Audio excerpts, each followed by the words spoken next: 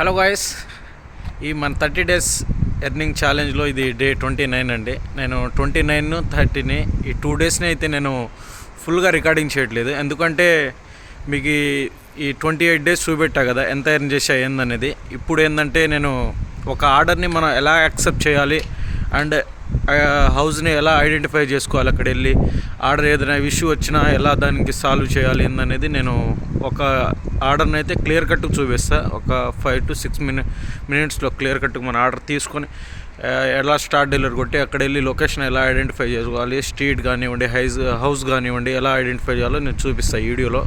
చూడండి. బోల్ట్ కై thank you. మనమైతే స్టార్ బాక్స్ నుంచి అయితే ఆర్డర్ అయితే తీసుకున్నాం. ఇప్పుడు ఈ ఆర్డర్ పర్ఫెక్ట్గా మీరు ఎలా డెలివరీ చేయాలి, ఎలా లొకేషన్ ఐడెంటిఫై చేయాలో చూపిస్తా. చూడండి,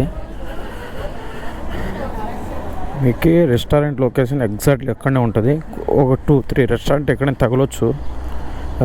లొకేషన్ ఒక చోట, రెస్టారెంట్ ఒక చోట. బట్ కాల్ చేయండి వాళ్ళకి, లేకపోతే మీకు కూడా అర్థమవుతుంది అక్కడ. ఎందుకంటే చాలామంది డెలివరీ బాయ్స్ కనబడతారు, మీకు అక్కడ అడిగినా చెప్పేస్తారు. మన ఆర్డర్ తీసుకున్నప్పుడు పికప్ ద ఆర్డర్ ఉంది కదా, అది కొట్టేసి కింద స్టార్ట్ డెలివరీ నొక్కండి. ఇక్కడ మా కస్టమర్ లొకేషన్ వస్తుంది మనకు. ఇక్కడ ఉంది కస్టమర్ లొకేషన్, ఇలా వచ్చింది కదా. మ్యాప్ పెట్టుకుంటే మ్యాప్ పెట్టుకోవచ్చు. మ్యాప్ ఇంకా ఎందుకు లేనుకుంటే వెళ్ళిపోవచ్చు. నేనైతే మ్యాప్ పెట్టుకొని వెళ్తున్నాను, మీకు చూపిద్దామని. అది తెలుసు, అది ఎగ్జాక్ట్లీ తెలుసులే. కానీ ఇప్పుడు మీకు మ్యాప్ చూపిస్తే మ్యాప్ మీకు కూడా అర్థమవుతుంది కదా.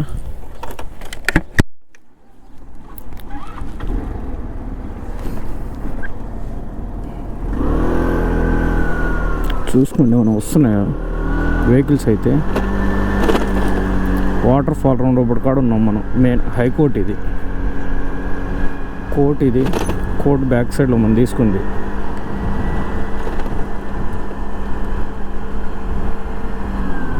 ఇక్కడ మన ఏ ఎగ్జిట్ వెళ్తున్నామో అది చూడండి. ఇది అక్కడ నుంచి ఉంటే అది ఫస్ట్ ఎగ్జిట్, అటు వెళ్తాం. దీనికి ఎగ్జిట్ ఉంటాయి ఇటు వెళ్ళడానికి. అదిగో అది వెళ్ళేది ఫస్ట్ ఎగ్జిట్, మీకు చూపిస్తా చూడండి. ఇది ఫస్ట్ ఎగ్జిట్, వచ్చేది మైనస్ కింద వచ్చేది. Second exit. మళ్ళీ అటు నుంచి వచ్చే వెహికల్స్ మైనస్ అవుతాయి. చూడండి, ఇటు వస్తున్నాయి కాబట్టి మనం ఆగాలి, మనం ఇంక వెళ్ళకూడదు. అదిగో ఆగండి, వాటర్ చూడు బాగా వస్తున్నాయి కదా. అక్కడ నుంచి వెహికల్స్ వస్తున్నాయంటే మనం ఆగిపోవాలి. ఇంకా వాళ్ళు కొంతమంది ఏం చేస్తారంటే కొంచెం హెల్పింగ్ నేచర్ ఉన్నవాళ్ళు ఆపేసి వెళ్ళిపోండి అని చెప్తారు. అప్పుడు మనం వెళ్ళిపోవాలి. కానీ నార్మల్గా అయితే వెళ్ళిపోకూడదు. మనం ఇప్పుడు థర్డ్ ఎగ్జిట్కి వెళ్ళాలి.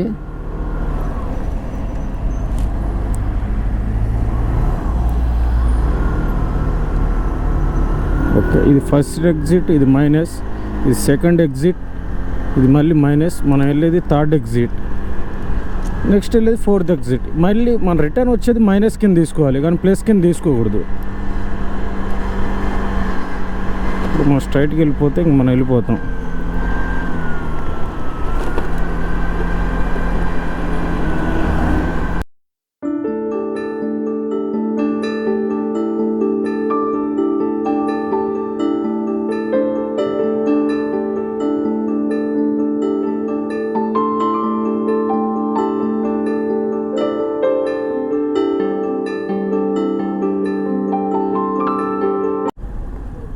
చూడండి, అడ్డంగా ఇంకా మనం వెళ్ళండి.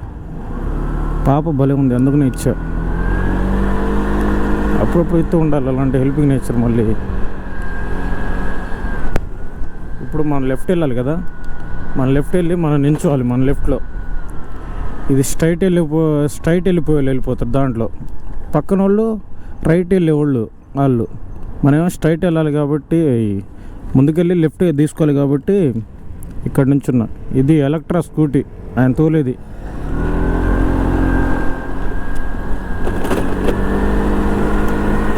ఇక్కడ మనం లెఫ్ట్ తీసుకోవాలి. మళ్ళీ సిగ్నల్స్ ఉన్నాయి, చూసుకోండి అటు నుంచి ఏమైనా వెహికల్స్ వస్తున్నాయా అని. ఎందుకంటే అటు నుంచి వెహికల్స్ వస్తున్నాయంటే మనమే ఆగాలి అంతే. ఎందుకంటే మనం యాడ్ అవుతున్నాం ఆ రోడ్లో, అతను యాడ్ కావట్లేదు కాబట్టి. ఇక్కడ నుంచి మళ్ళీ మనం రైట్ తీసుకోవాలి. అది చెప్తుంది కదా రైట్ తీసుకోమని.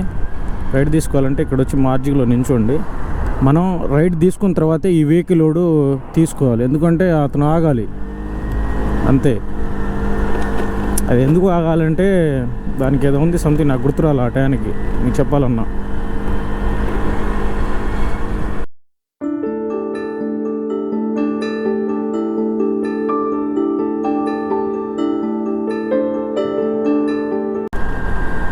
ఇక్కడ కూడా మళ్ళీ మనం లెఫ్ట్ తీసుకోవాలి.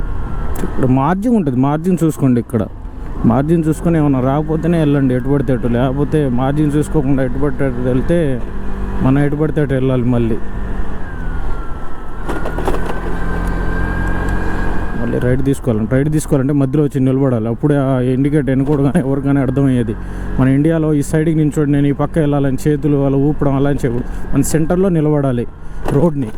అప్పుడే మనకు ముందు నుంచి వచ్చే వెహికల్ కానీ వెనక నుంచి వెహికల్ కానీ ఇతను రోడ్ క్రాస్ చేయాలి అని అర్థం చేసుకొని కొంతమంది ఆగుతారు, కొంతమంది ఆగరు. ఆగిపోయినా ఆ వెహికల్ వెళ్ళిపోయేదాకా మనం వెయిట్ చేయాలి, చేసుకొని అటు దాటాలి కదా. అందుకనే మన లొకేషన్ కార్డ్ అయితే వచ్చేసాం, కస్టమర్ లొకేషన్ కార్డ్. ఇక్కడ నుంచి మళ్ళీ రైట్ తీసుకుంటే అంట కస్టమర్ లొకేషన్ అంట, రైట్ తీసుకోమంటుంది. కన్స్ట్రక్షన్ ఏరియా అనుకుంటా ఇది, కాదులే హౌసెస్ ఉన్నాయి ఇక్కడనే. మనకంటే ముందే వచ్చేసిండు.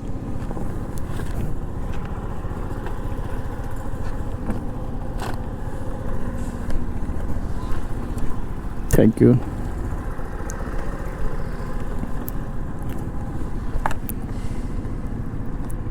ఇక్కడ వచ్చిన తర్వాత అరౌడ్ కొట్టుకోండి.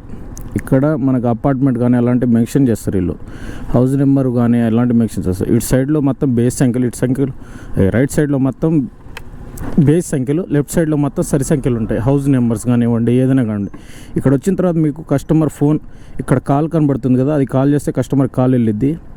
అది కాకుండా కాల్ కొంతమంది ఏరియా కంట్రీ నెంబర్స్ ఉంటారు అలా, కాబట్టి ఇక్కడ మెసేజ్ అనే సింబల్ కనబడుతుందో దాంట్లో వెళ్ళి చార్జ్ చేయొచ్చు మన కస్టమర్తో. అతను ఇంకా రెస్పాండ్ అవ్వకపోతే రెడ్ కలర్ డాట్ ఉంది కదా దాన్ని నొక్కండి. కస్టమర్ సపోర్ట్ ఉంది కదా, కస్టమర్ సపోర్ట్లో వెళ్ళండి. ఇక్కడ మీకు మెనూ మొత్తం చూపెట్టిద్ది, ఆప్షన్స్ కానీ కాల్ బ్యాక్ ఇవన్నీ ఉంటాయి కదా, అవన్నీ నొక్కి కస్టమర్తో చార్జ్ చేయండి బోల్డ్ సపోర్టర్తో.